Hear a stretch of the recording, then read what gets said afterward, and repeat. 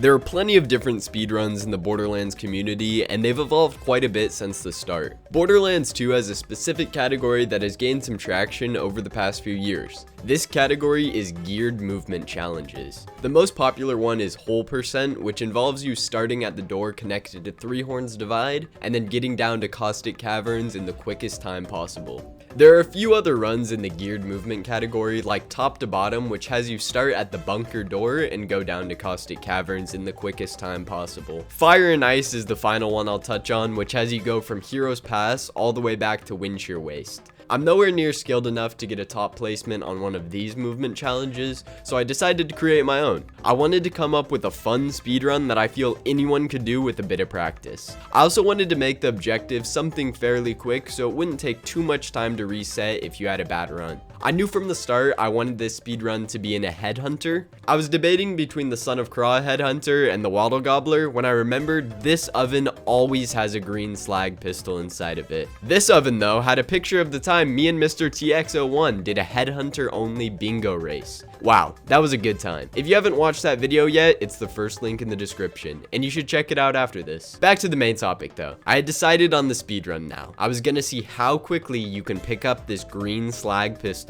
The rules for this run are fairly simple. The timer starts once I start moving and stops as soon as I pick up the pistol. Out of bounds glitches are allowed. The same goes for rocket and grenade jumping. Bar is turned off so I have no extra bonuses. I'll go over my build at the end of the video, but for now, let's get into the process of how I created and finally completed the Gluttony Gulch slag pistol speedrun. This whole video and run started because I was messing around with some out of bounds spots in Gluttony Gulch. This map is very condensed, so there are a lot of barriers that can be avoided if you know the right spots. The easiest way to break down this map is by splitting it into 3 sections. There are more, but for this speedrun, only 3 sections are utilized. There's a spawn area, plus the Grandma Torg room, then this main kitchen area, and the 3rd section is the outdoor area where the slag pistol is located. At the start, my first objective was making it from the main kitchen area to the outside area without having to progress the mission, or else this wouldn't be much of a speed run. I found this section on the other side of one of the metal doors. This looked promising because there wasn't a wall between the outside area and the kitchen.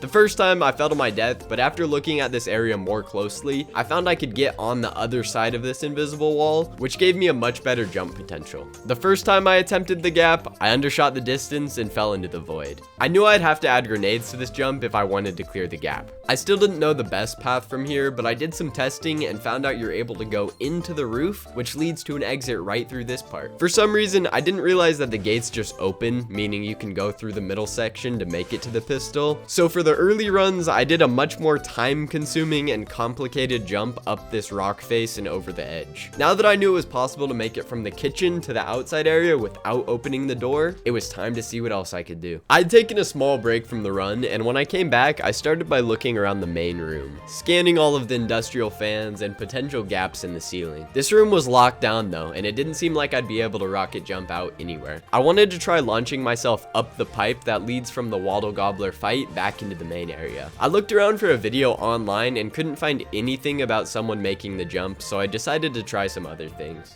The first thing I checked out was this small section above the curtains. It looked somewhat promising, but just didn't pan out. After jumping up to one of the speakers, there's this small cubby section that you can get stuck in if you're not careful, which, believe it or not, also leads to nowhere. Rewatching the gameplay, this is one of the most ridiculous things I attempted as a time save, because I'm trying to squeeze Salvador's body into one of the smallest gaps that nobody could possibly fit through. I wanted to show off the first run that I used the timer on. There isn't too much to say about this clip except for the fact that I fell into the void and also used a much longer route to get into the out of bounds section. I made it back on the run immediately after, but this time I overshot the gap and fell straight down into the void again. I wanted to show this clip, which hopefully makes it easier to understand. If you don't get enough air, you'll just stay under the map and fall through the void also. Let's take a look at my first successful run and see what could be improved in the future. Right off the bat, I should be able to grab the ticket slightly faster, which in turn will have the gate open faster. I also need to be rocket jumping through this hallway, but I needed more practice first. I'll talk about Torg's dialogue later in the video and how I was able to get this section faster, but for now, I was stuck waiting a solid 40 seconds for this door to open. This was the biggest time loss of the run because I was stuck sitting here doing nothing. However, I had found a faster way to get into the out of bounds section. If you rocket jump high enough, the wall is completely fake. I took my time throwing the grenades and made the rocket jump easily. I knew where I needed to land this time, and then I headed towards the roof and kept running. I knew I could add in some small rocket jumps in the future, but this time I was so focused on finishing the run. Somehow I still hadn't realized the gate was open, so I was still taking the roundabout path up the cliff and back down towards the pistol. I overshot the jump and added some extra time to the attempt.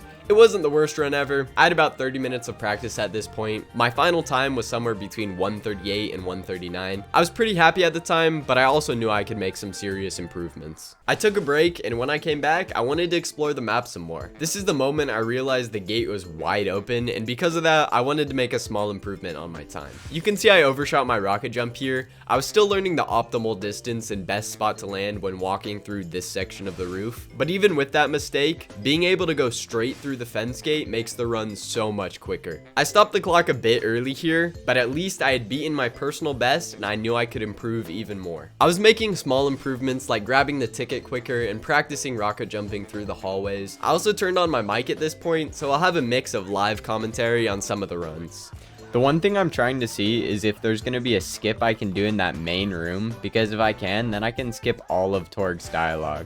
Little did I know, there would be an extremely simple way to make this run so much faster. It was alright. That's probably my best one yet.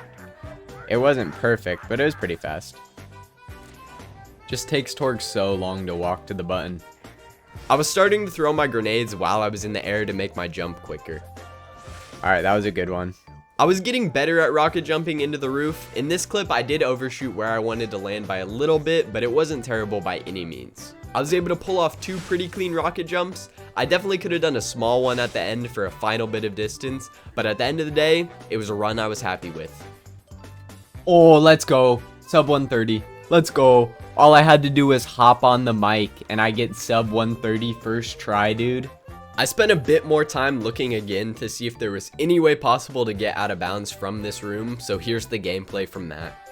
I don't think so. I think even if I get in here, that's kind of, bro. I'm curious if anyone even knew about this spot. So if you come to Grandma Flexington, you kind of have to have a super precise jump, but you jump here. Okay, there we go. But if there's nothing I can go from here, it's not even worth it to keep trying it. This, I wouldn't be opposed to trying this jump here. Whoa, doing spins in there. Crazy style, bro.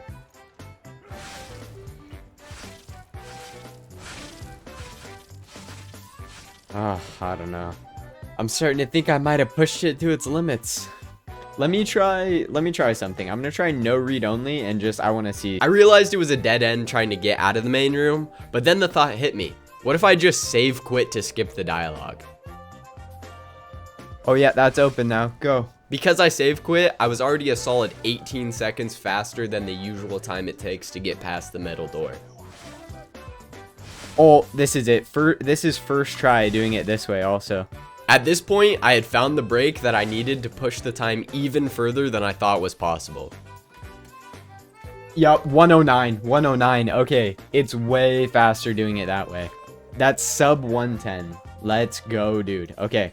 That's a huge improvement. The piece of the run I really needed to work on now was rocket jumping through the hallway quickly and without getting stuck on any of the doorways or ledges. Before I show my final few runs, I'll go over my build quickly. The save file will also be in the description, so you can just download it. I used 2 bada booms for rocket jumping, a sham to keep my rockets full, and then a berserker class mod for 20% movement speed boost. If you've watched my content before, you know I'm not very skilled at making builds, so it could 100% be improved. I only had 3 points into a bus that can't slow down. This was because me personally, I was overshooting this gap during practice, so I only put 3 instead of 5. But if you're just better at rocket jumping, I'm sure you could do it with 5 and be faster. And then finally, of course, no bar. 109.45. No, I thought that was faster if I'm being honest.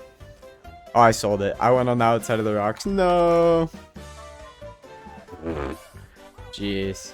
After getting 2 runs that took 1 minute and 9 seconds, and then failing the jump twice in a row, I was finally starting to see some improvement in my speed at the beginning. Oh, that one was fast. That one was fast.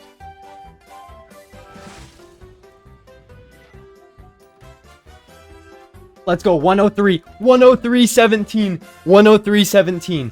I feel like if you played that perfectly, you could probably get sub 1 minute. You could probably get 59 seconds. I wanted to take a second to explain how I was able to go from a run of 109 down to a run of 103. This is because if you go fast enough, you're able to skip some of Torg's voice lines. In the first clip here, I'm not moving very fast, and because of that, he has 2 voice lines before you're able to talk to him, which means I can't interact until about 20 seconds. In this next clip, I'm slightly faster, which makes him skip straight to the sponsor's voice line, and I can interact between 16 and 17 seconds. That little bit of extra time helped me bridge the gap between 109 and 103. Now theoretically, if I can go even faster at the beginning, I should be able to get the sub 1 minute without having to perfect my rocket jump.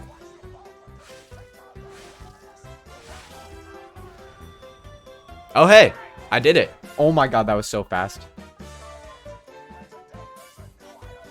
No, I sold that run. That one was so good.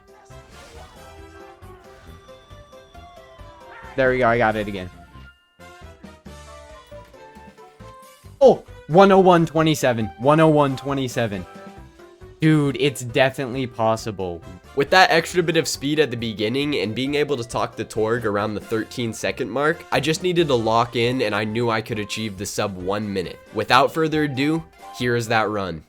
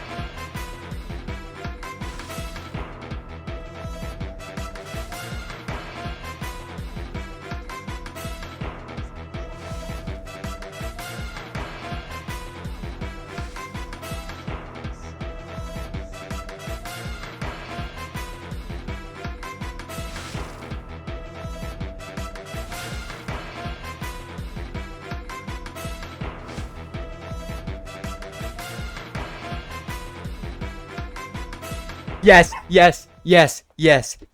Sub 1 minute. Yes. I knew it was possible.